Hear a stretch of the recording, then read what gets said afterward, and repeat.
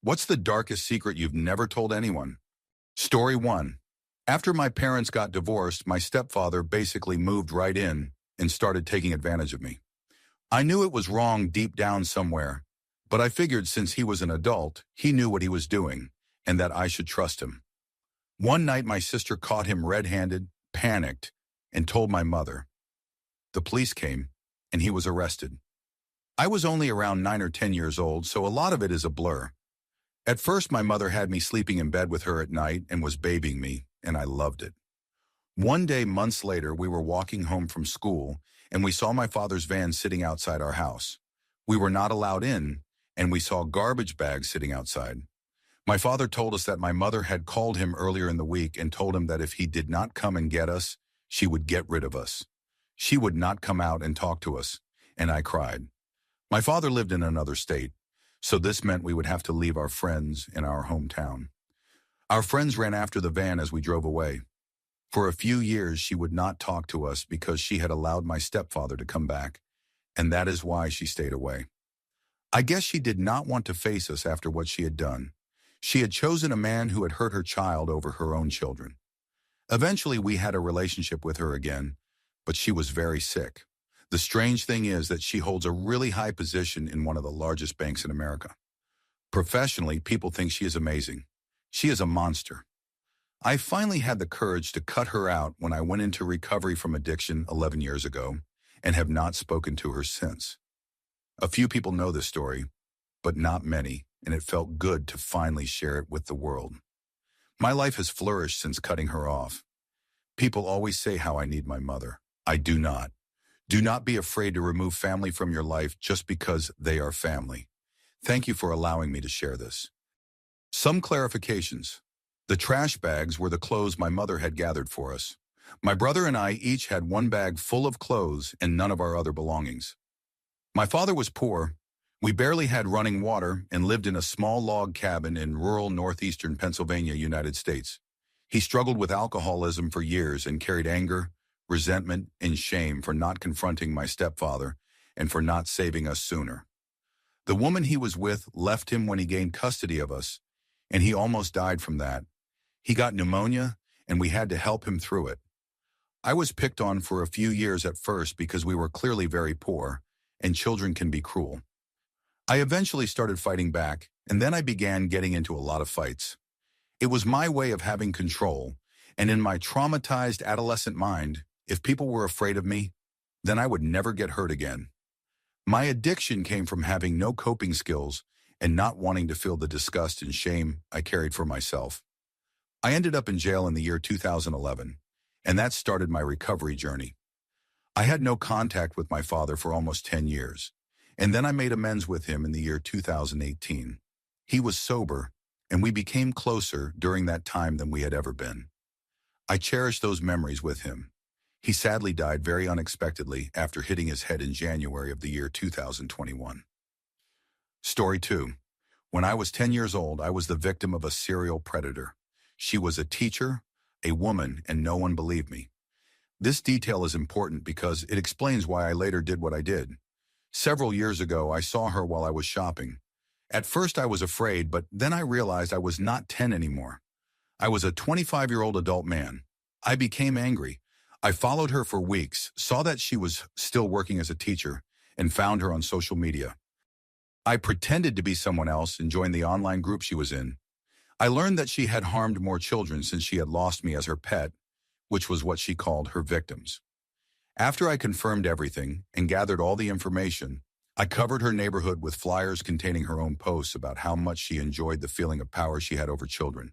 The flyers included her face, her address, her phone number, and other details. This is not a dark secret to me because if I get caught, so be it. I exposed someone who destroyed lives. Story 3. 2 days before my father ended his life, he called me and told me what he wanted to do. He had been calling me for months, telling me how depressed he was, and I was tired of hearing it. I hung up on him. I hung up on my suicidal father. He ended his life on my 17th birthday. Everyone in the family thinks it was just a coincidence that he did it on that day, but I know the truth. I have never told a single family member because I know they would blame me, as especially my brother. Since that day, I have had a recurring nightmare where I see my father in a grocery store. He is pushing an empty shopping cart and looking at me from the other end of the aisle, but he keeps walking. When I run toward him, he appears again at the opposite end. It repeats over and over until I wake up screaming. Some secrets stay with you forever. Story 4. I was married for 13 years to my best friend. We had what I thought was a great, easy marriage. One day, our 5-year-old daughter told me that he had been making her do things no child should ever have to do. I was shocked, devastated, and terrified. He was one of those fun, charming people everyone loved to be around. I immediately called the police, and he was arrested. When they investigated, they discovered that he had been arrested in college for exposing himself to very young children. He only received a minor punishment that time because he came from a wealthy family. One of his uncles was the governor of the state we lived in. I was so ashamed that I told our friends he had an affair and moved away. The truth was that he was in prison for 5 years. I picked up the pieces, sent our daughter to therapy, and spent the next 15 years focusing entirely on being a mother, paying for private school, trips, and everything she needed. She was my entire world. Then when she went to college, he contacted her through social media. When I saw that she was communicating with him, I was heartbroken all over again. I called her and told her that she was an adult, but I thought she should be careful because he was not safe. She hung up on me and has not spoken to me since. That was 4 years ago. I still send her $40,000 a year to pay for medical school. It has all been almost unbelievable. Thank you for allowing me to share this. Story 5. When I was younger, I lived with my grandmother. Not long after I turned 18, her health began to decline in a way that made it clear she would not be around much longer. Over the months, I did my best to take care of her, getting her to the hospital when needed and helping however I could. We also had someone who came daily to assist with things I could not handle. What my family does not know is that on the night she passed, I was in the living room watching television. My dog was in bed with her, and I started to hear him whimper and bark. I knew what was happening. I knew that if I acted quickly, I might save her. But I did not want to see her suffer anymore, to watch her live with constant pain and dependence. So I made the decision to let her pass before calling anyone. She lived 92 years, and my only regret is that she passed a month after I would have graduated if I had not been expelled from school. She had been healthy enough at the time to attend my graduation. I still think about how foolish I was back then. Story 6. When I was about 9 or 10 years old, I was walking home with my dog from a house around the block when he cut the corner and walked diagonally through the yard of a very mean old woman who lived at the end of our street. She was in her yard at the time, tending to her beautiful rose bushes that grew along the border with her neighbor. My dog, a friendly golden retriever, did not even come close to her and certainly did nothing threatening, but she sprayed him with some kind of chemical she was using on her roses. I ran back home with my dog and hosed him off. He coughed a lot but seemed otherwise fine. I did not tell my parents because I thought I would get in trouble for letting him walk in her yard. I am glad I did not, though, because that night I sneaked out of the house through the bathroom window, went down the street to her yard, and cut down every single rose bush I could reach.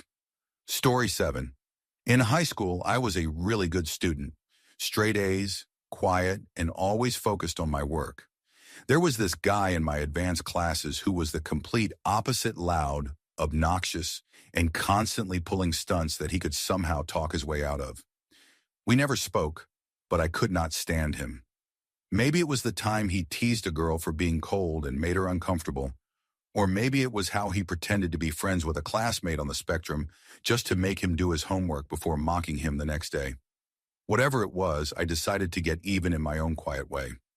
Every now and then, sometimes once a week, sometimes once every few months, I would make this high-pitched whistle that sounds exactly like a tea kettle.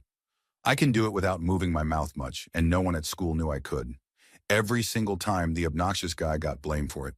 Teachers would scold him, the class would laugh, and I would just sit there quietly, never once suspected. Story 8. My wife, her mother, and I bought a house about 2 years ago. From talking to the neighbors, I learned that the family who lived here before us had a daughter who got involved with some bad people. A few months after we moved in, a man knocked on our door late at night asking for gas. We lived down a long driveway, so it was strange that he came all the way up just to ask that. I think he was looking for the previous owners. Then one Sunday morning while I was making pancakes, there was a knock at the door again, this time from 4 sheriff's deputies. They said they had received a 911 call that hung up, traced to our house. We do not have a landline, and my wife and our 2-year-old obviously had not called anyone. They mentioned a name, and I explained that we had moved in earlier that year. They seemed satisfied and left. Later, while doing yard work, I talked to a neighbor who had seen the police cars. When I told him what happened, he said, "Oh yeah, that family was messed up. The cops were probably being cautious because of the shooting." I was confused and asked what shooting. He looked at me with a worried face and said, "The shooting in your house?" I was stunned.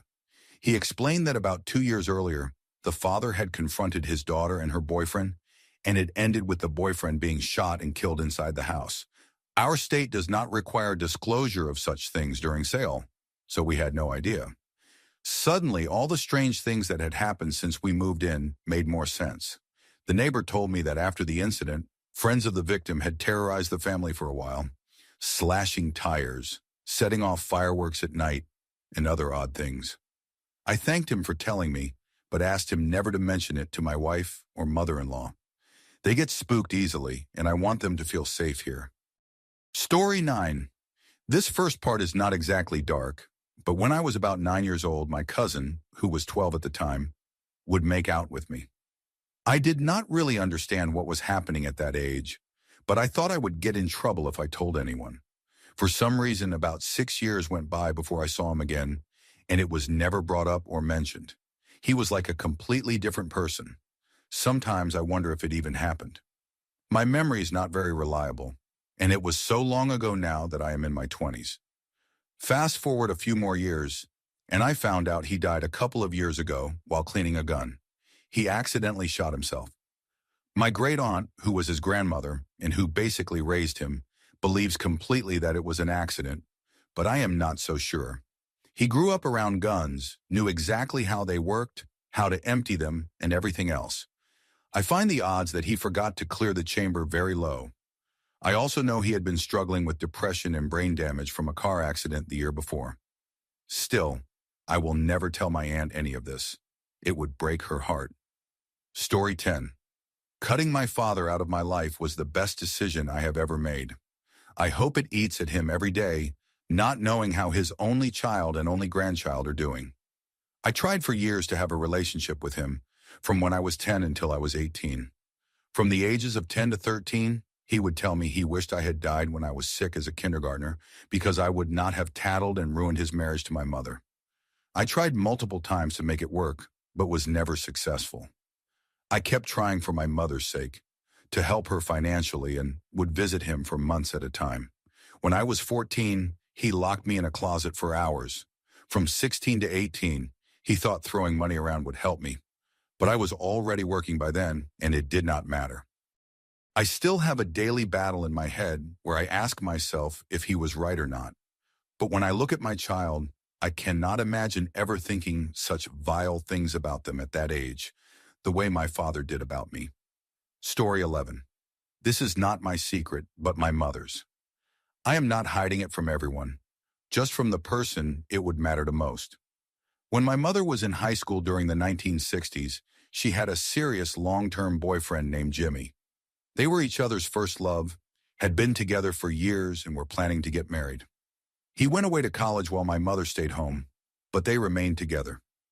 You can probably guess what happened next. He cheated and got another girl pregnant. He came home to tell my mother that abortion was illegal, and he had no choice but to marry the other girl. My mother was devastated. Here is the secret. My mother was also pregnant by him, but had not told him yet. She decided she would never tell him. Jimmy married the other girl and never knew my mother had also been expecting. She told me later that she had thrown herself down a flight of stairs to cause a miscarriage. Years later, when social media first became popular, my mother asked me to look for Jimmy online. I found him, and they reconnected. He was still married to the same woman, and my mother was married to my father. They wrote to each other for a while, signing their messages with, "I love you."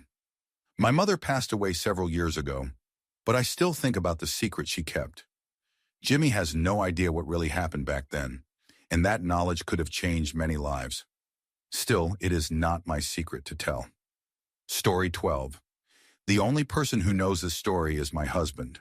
When I was 8 years old, I was desperate to be liked by the older boys on my street. I was the youngest boy there, so I rarely had anyone my age to play with. One day, a 19-year-old senior in high school named Mike noticed me riding my bike while he was outside playing basketball with his friend Sean.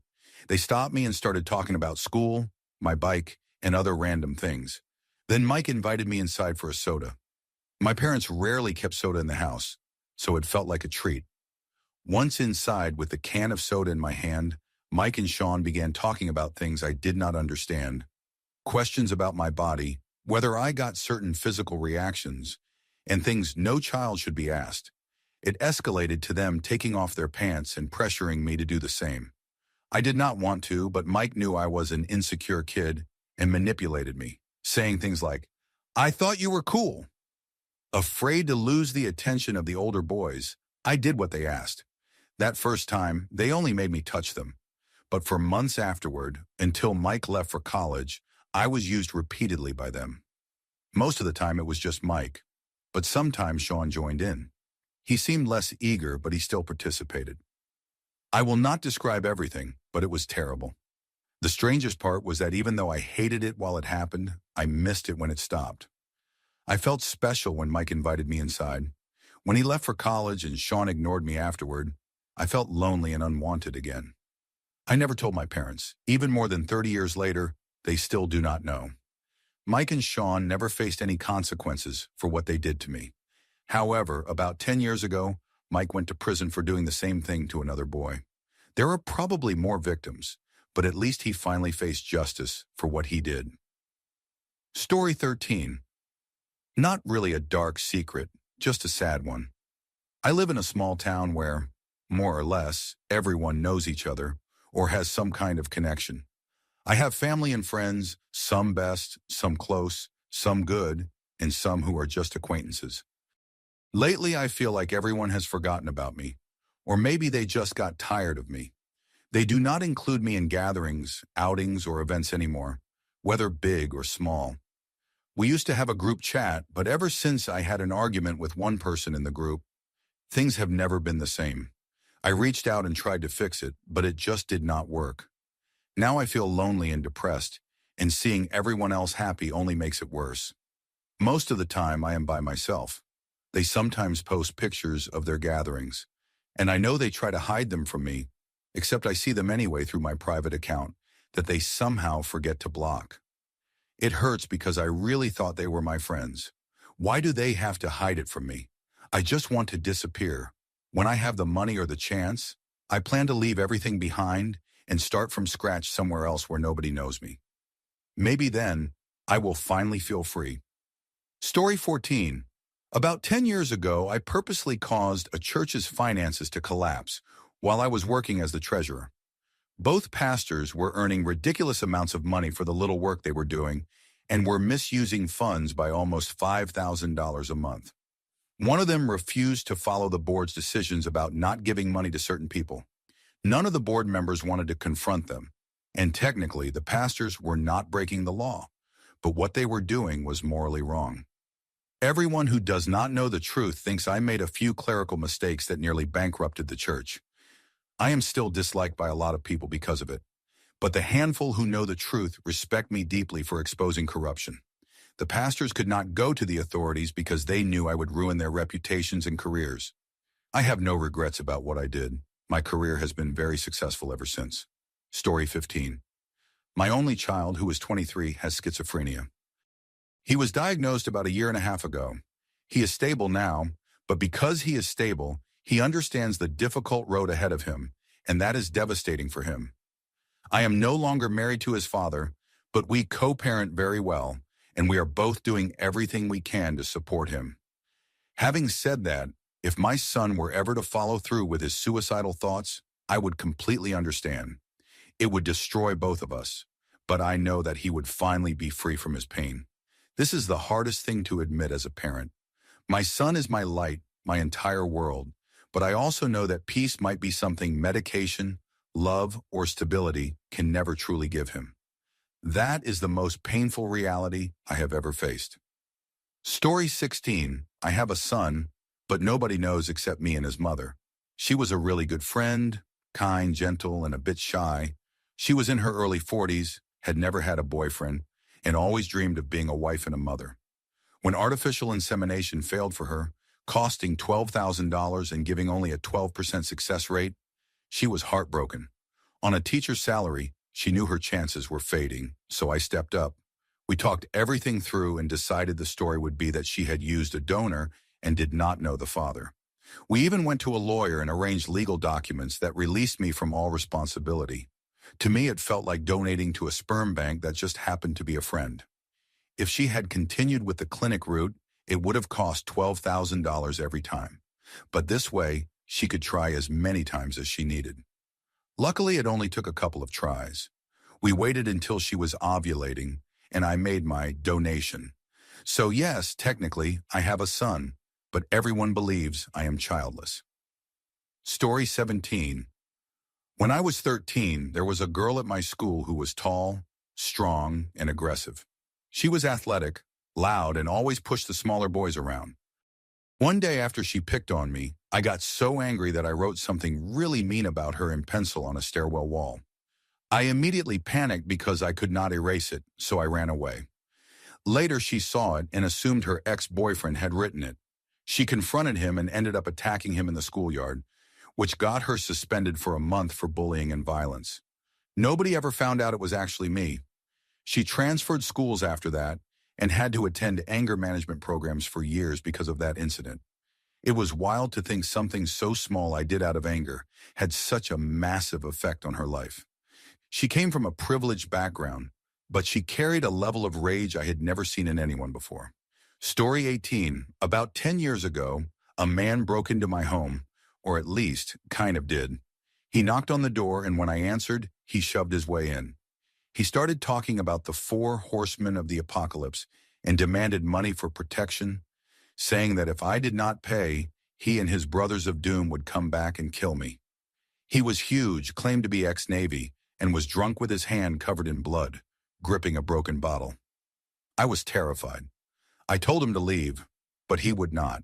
He got more aggressive, so I threatened him, saying I would blow his brains out if he did not get out of my house, even though I did not own a gun.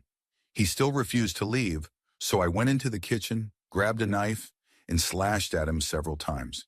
He stumbled away, bleeding but seemingly okay, and I never saw him again. A few days later, my neighbor told me that a man had been found dead nearby with cuts on his arms. I could only assume it was him and that he bled out. I was never questioned, even though there had been a lot of blood inside and outside my house. I lived in a rough neighborhood at the time, and I guess the police just did not care. He was apparently a repeat criminal. I killed a man, at least indirectly, and I have never told anyone. Story 19. I am a gay man and a recovering meth and S addict. Before the pandemic, I was only addicted to casual hookups, but the isolation of lockdown pushed me to try chems, specifically with methamphetamine. My friends and family do not know anything about my sexuality or my addiction. To them, I am the responsible one, the reliable breadwinner who has his life together. During my addiction, I still managed to secure a new job, a promotion, and a raise, so nobody suspected a thing. My addiction led to many risky encounters, and I contracted several sexually transmitted infections. I was on preventive medication to protect against HIV, but I still caught gonorrhea, syphilis, and chlamydia, and the worst was severe anal warts that required surgery. That was one of the lowest points of my life. I went through surgery alone, told no one, and suffered through the recovery in silence.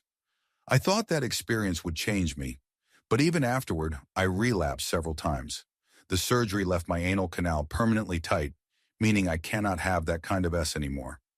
Part of me regrets having the surgery, not knowing it would cause that. But another part is grateful, because at least now I cannot put myself in danger again. Story 20. My daughter is not biologically mine. I have been with my wife since 2011. In 2018, I relapsed badly, and she left me. I got clean, turned my life around completely, and we eventually got back together. Shortly after, she became pregnant. We had suffered 4 miscarriages before, so I took it as a miracle. The first time I held my daughter, she was about a week old, smiling up at me, and from that moment on, I became her dad in every sense of the word. She gives me purpose and keeps me sober. Her biological father, from what I know, is a violent meth addict who has hurt people. He still lives within 50 miles of us, and he has no idea I exist. That terrifies me. I have been trying to convince my wife to move away, but she is reluctant. Our daughter is almost 4 now and starting to call me dad to truly understand what that means. My own parents do not know the truth, especially my father, because I do not know how he would react. My mother kept me from him for 18 years. It hurts every day carrying this secret, but I love my daughter more than anything. Even though people here in the rural South would see raising another man's child as weak, I do not care. She is my world, and nothing matters more to me than being her dad. Story 21. I committed adultery to escape an abusive marriage. My first husband was emotionally and mentally abusive, and I did not realize how trapped I was until someone pointed it out. One of his friends who was in a similarly toxic relationship helped me see how unhealthy my situation was. He left his wife, and I began an affair with him, not because I wanted passion or excitement, but because I hoped my husband would get angry enough to throw me out. He did not. He considered me his property and fought to keep me. Eventually, I found the strength to leave on my own, and that same friend and I later married. We have now been happily married for 32 years. Everyone believes it is my first marriage. My children, all from my first husband, call my current husband Dad. I never tell people the truth because the affair was never about cheating. It was about survival. Sometimes I wish I had been strong enough to walk away the right way, but without that moment of rebellion, I might never have escaped. Story 22. No one is going to read this comment, but I think typing it out will help me mentally. My husband died in a pretty horrific car accident in the year 2016. He was 32 and I was 30. We had not been married even 2 years yet, and his death was absolutely devastating. We had rushed into marriage, and the short time we spent together was tumultuous, to say the least. I spent most of my 20s as a single mother, barely making over minimum wage. Last year, I finished my bachelor's degree with high honors, moved to a whole new state, and took a very comfortable job. I now make 3 times more than the highest paying job I ever had before, and I absolutely love it. Being able to do whatever I want and go wherever I want with my child is something I could only have dreamed about 6 or 7 years ago. I would not be here if he had not been in that accident. I would probably still be doing menial work or be a stay-at-home parent. It feels like I got to restart my life with a clean slate, and it is actually going really well. The kicker is that I now work in the position and industry he had hoped to be in one day. I am not thankful that he died, but I do not miss him the way I think I'm supposed to. Story 23. This is not about me, but a close friend of mine. She tried one of those 23andMe DNA tests to learn about genetic predispositions and family history. When the results arrived, she saw a distant relative listed in New York and assumed it might be some cousin she had never met. We are both South Asian, so our families are very large. A few weeks later, she received a friend request on social media from a man with her family name who messaged her saying, "Hi, I know this is crazy, but I think you might be my half-sister." At first, she was skeptical and tried to ignore him, but he and his wife kept reaching out across platforms. The man claimed that when my friend's father immigrated in the late 1980s, he had an affair in New York, and that the man's father had moved before the child was born and did not know he existed. He provided very specific and accurate details about my friend's father that made us believe him. I convinced my friend to quietly confront her dad, and though I do not know everything that was said, I do know he was shell-shocked and moved out of the house for a while. This happened a few years ago, and things seem all right now between my friend and her family, but I have never brought it up since. Story 24. I think mine is pretty tame compared with some of these. I am in my 30s, and my conservative Christian family assumes I am straight, that I have only slept with 1 or 2 women, and that my current partner of 4 years is a cisgender woman.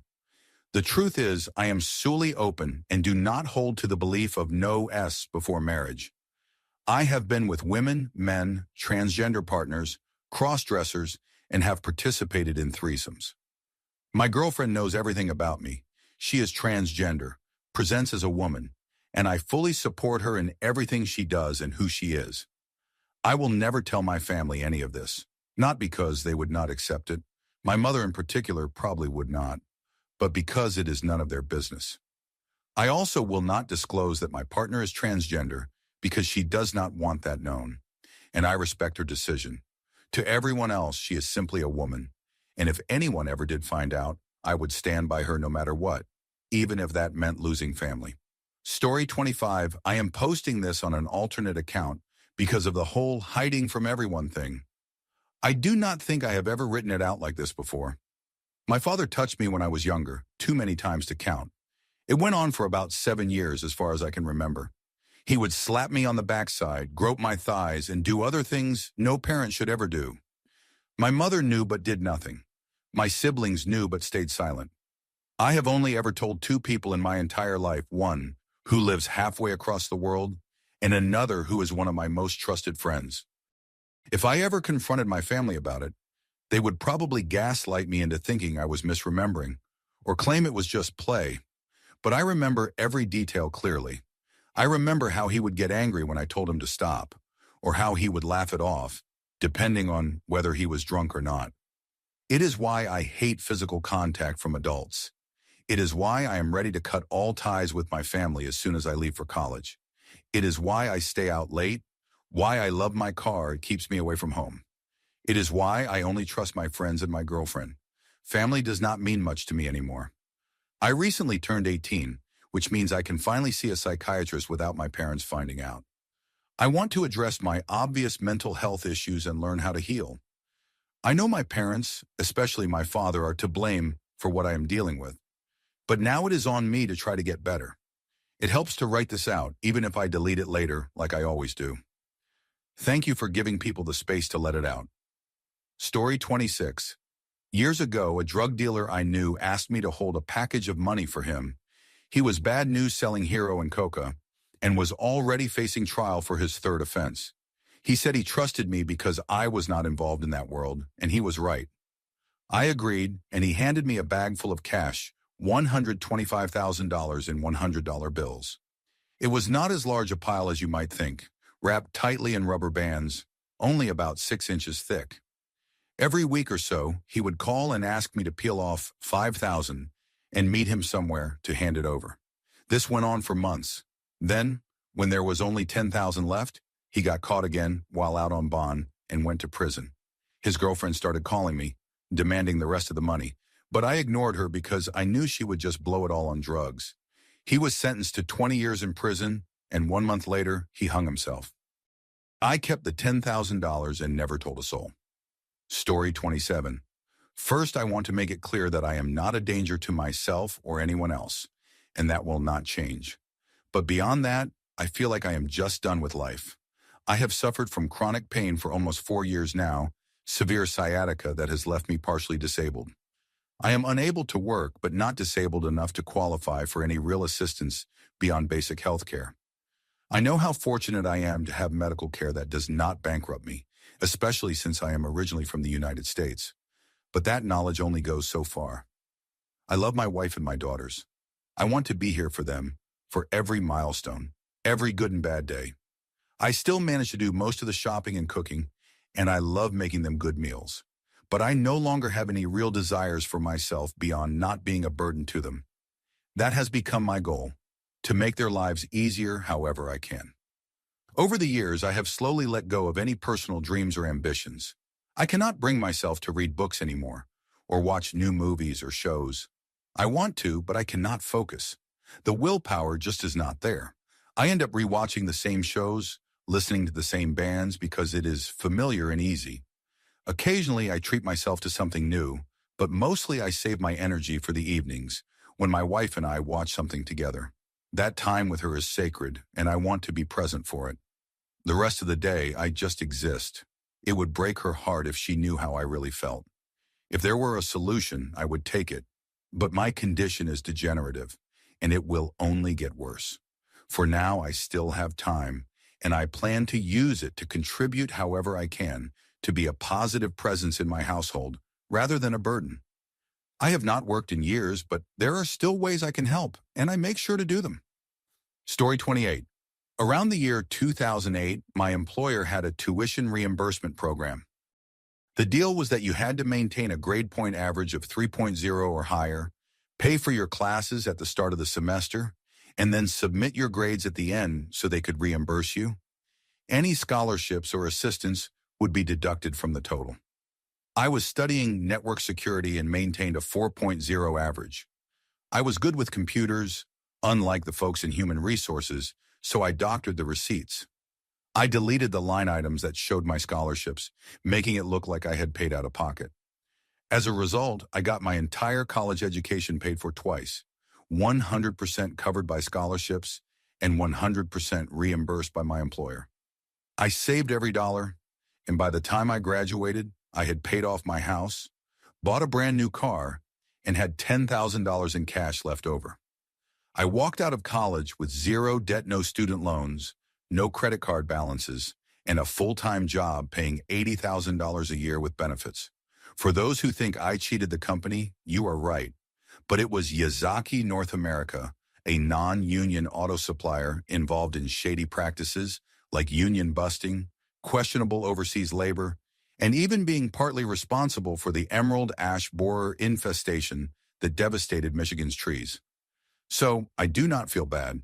Eventually, I quit and moved out of state for a better job, and when I heard how hard they got hit in 2020 when the auto industry shut down, I laughed. Story 29. I have a deep, dark secret that I have been hiding for years. I do not even know if I can put it into words, but I need to get it out before it eats me alive. The truth is, I am in love with my best friend. We have known each other for as long as I can remember, and over time my feelings have grown into something much deeper. But I have never told them because I am terrified of ruining our friendship. It feels selfish, but I cannot help it. Every time we spend time together, I catch myself staring and wondering what it would be like if we were more than friends. I imagine what our life could look like together, then remind myself that it can never happen. They are happy with someone else, and I could never break them apart. Even if they were single, I do not know if they would ever feel the same way. So I stay quiet, pretending everything is normal. It is painful, but it is the only way to protect what we have. I know I should be honest, but I am terrified of what might happen if I tell them. What if they do not feel the same? What if I lose them forever? Still, I know I cannot keep living like this. Someday soon I need to tell the truth, even if it means letting go. Maybe then I can finally move on and find peace, even if it costs me our friendship. Story 30. When I was in elementary school, a friend from church invited me over to play with her Barbies. She had all the best accessories, including a tiny toy can of dog food. For some reason, I wanted that little toy more than anything. My Barbies did not even have pets, but that small item represented everything I longed for. A stable, normal home, a place where kids marked their height on the closet door year after year, instead of moving to a new apartment whenever rent went up. That miniature can of dog food felt like a piece of that dream life, so I stole it. I convinced myself that if I wrote my name on it, my friend would not notice. She had so many toys I thought she would never realize one was missing. But when she came to my apartment later, that little toy stood out among my cheap Barbie furniture. She recognized it immediately and asked about it.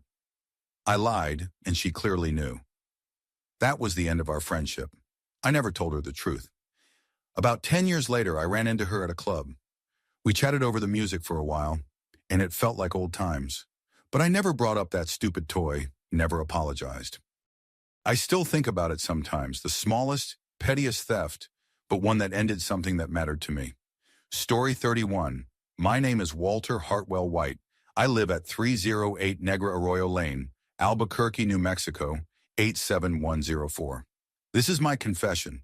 My brother-in-law Hank, who works for the Drug Enforcement Administration, has been building a methamphetamine empire for over a year and has been using me as his chemist.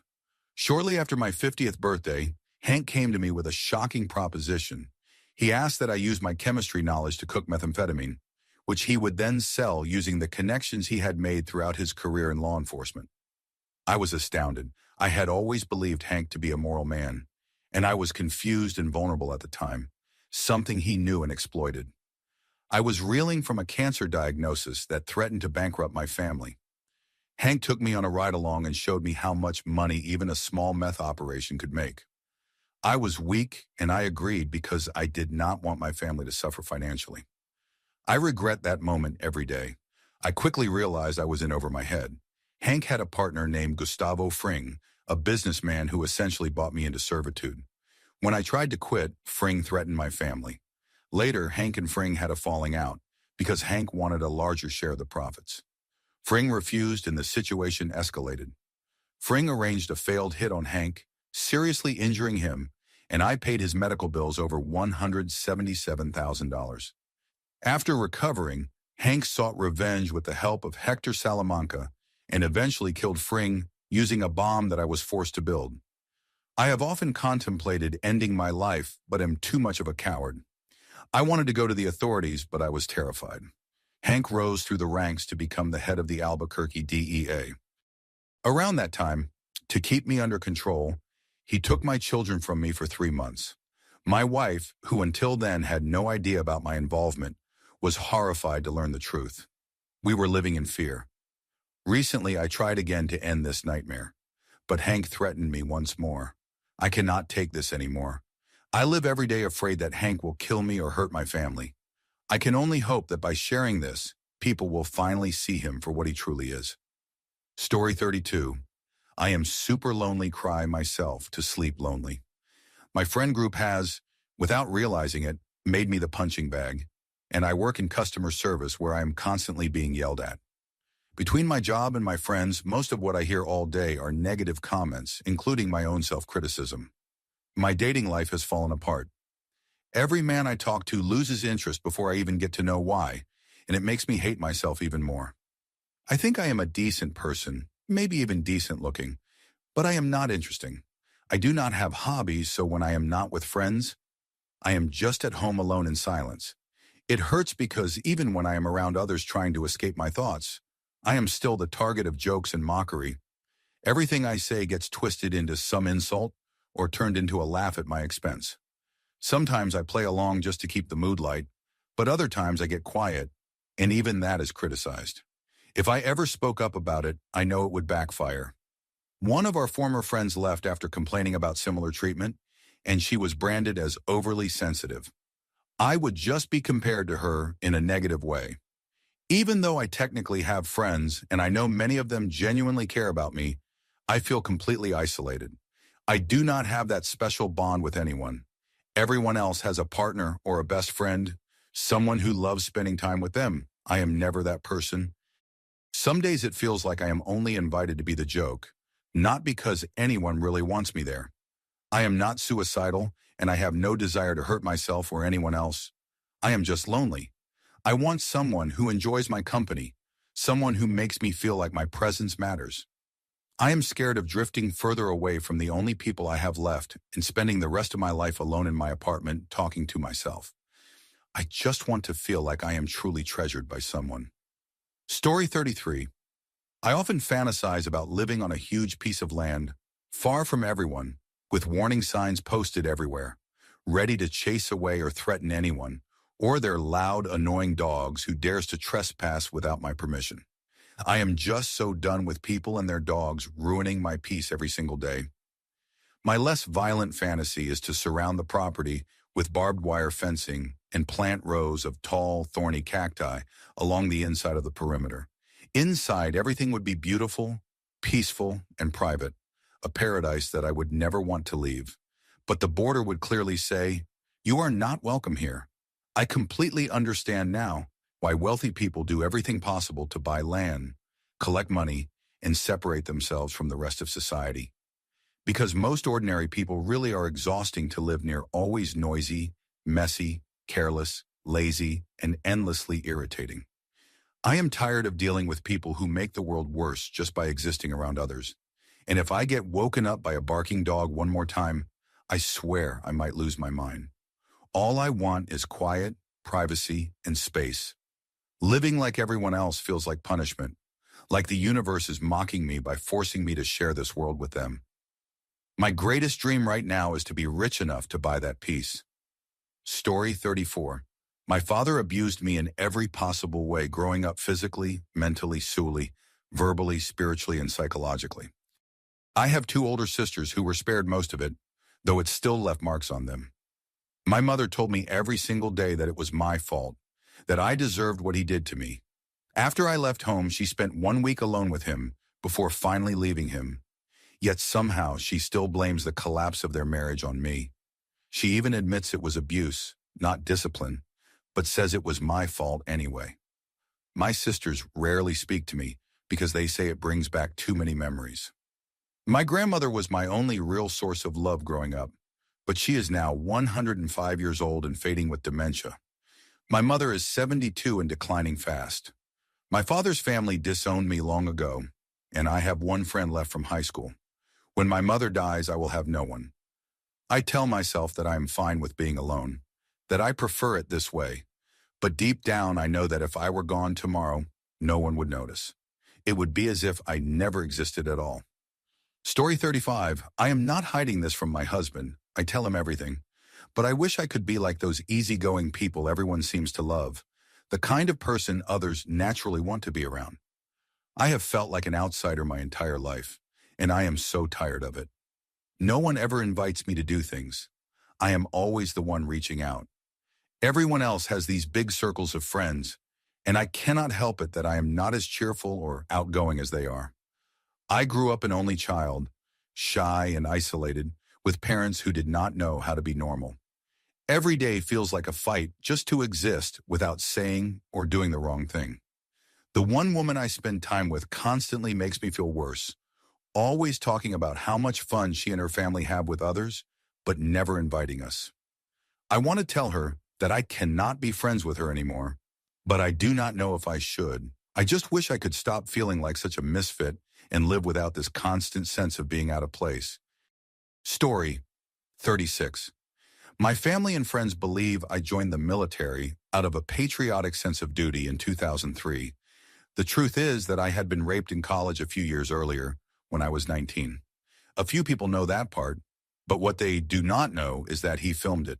He told me that if I went back to his house, he would give me the recording so no one else would ever see it. When I went back, he had everything set up again, the same blankets, the same camera, and he raped me again. I begged him for the tape, and he told me he had already sold it online. I was filled with shame and completely lost trust in people. My father never knew why I dropped out of college. That decision was the beginning of the end of our relationship. He had paid for my education and was furious when I quit. I had gone back for the winter semester, saw my rapist on campus, ran to my car sobbing, and immediately withdrew from all my classes. A few years later, I joined the military because I wanted my death to make sense. I fully expected to die in Iraq. I volunteered for everything and truly wanted to be dead by my 26th birthday. I hated coming home because I had no motivation to live. I kept to myself, avoided people, and worked endlessly for 10 years in uniform before being medically retired. Looking back, those years were strangely the best of my life. Maybe it was the structure, the danger, or simply the fact that I did not have to think about my future. Now I am in therapy, slowly trying to rebuild myself. I doubt I will ever tell my family the full story. I still struggle to see a real future for myself, but at least I am trying to find one. Story 37. My best friend raped my ex-girlfriend, and I cannot talk about it to anyone because I am supposed to pretend it never happened since she does not want anything to happen. The guy does not even know that I know. He literally goes to all the places I go, and we share all the same friends. So to avoid conflict, I have decided to let it go before it gets worse. I have basically stopped going anywhere I might see him, and it sucks because now I hardly see my friends. I am really disappointed in him, and I am even more disappointed in myself for keeping this to myself. My ex has no reason to invent this. She had nothing to gain by telling me what happened. We are not close, but after it happened, he allegedly blamed me somehow and rubbed it in her face. Obviously, I was not there, and something was very wrong. I do not care about protecting his reputation for his sake, but it truly bothers me that he would hurt someone he claimed to be friends with. I would not care if they had consensually fooled around, but this was different. He pretended to be her friend, then preyed on her and assaulted her. I am not sure where his animosity came from, and apparently this is not the first time he has had problems with women. No one is willing to speak up, but I can tell this is not just an issue for her. There may be others who have not come forward. I do not have a problem with taking action. I just want to do what is best for everyone and to make sure no one else gets hurt. Story 38. I am 46 years old and started playing piano when I was 5, continuing until I was about 12. When I was around 9 or 10, I began taking lessons at the home of a woman who was, in my memory, in her 30s and married. She was lively and kind, and she would even transcribe the songs I liked into sheet music so I could play them. She was by far my favorite teacher. She was also my last one. I do not remember why or under what circumstances I stopped playing piano, just that I loved it and then suddenly I did not. My parents, who are wonderful people and with whom I have a great relationship, say they do not remember her name or why I stopped lessons, only that I wanted to. They also seem uncomfortable when the topic comes up. I never thought much about it until recently, when I was talking to a friend my age who also grew up nearby. We did not know each other as kids, but he mentioned taking piano lessons from the same woman.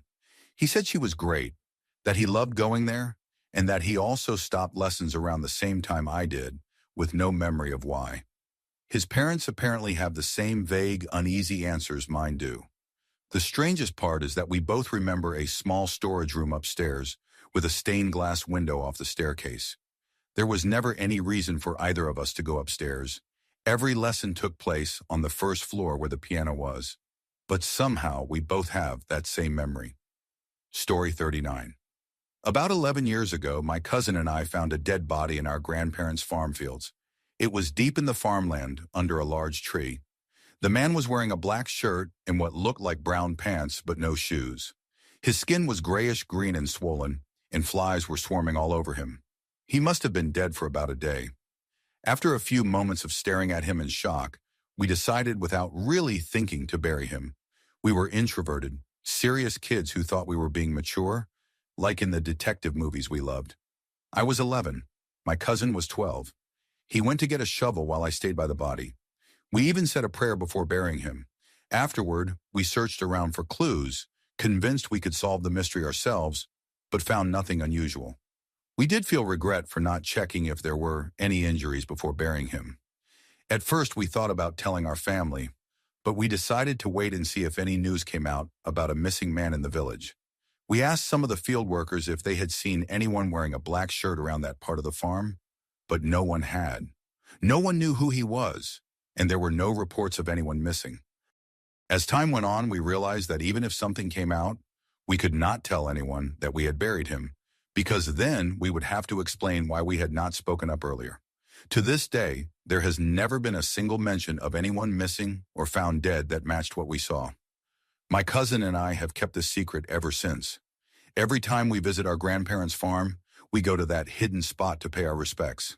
It is deep enough that no one else goes there. Only the two of us know about it, and now, all of you, though you do not know where or who we are. We still wonder who that man was. Story 40. This story is small compared to others, but it stuck with me throughout my life.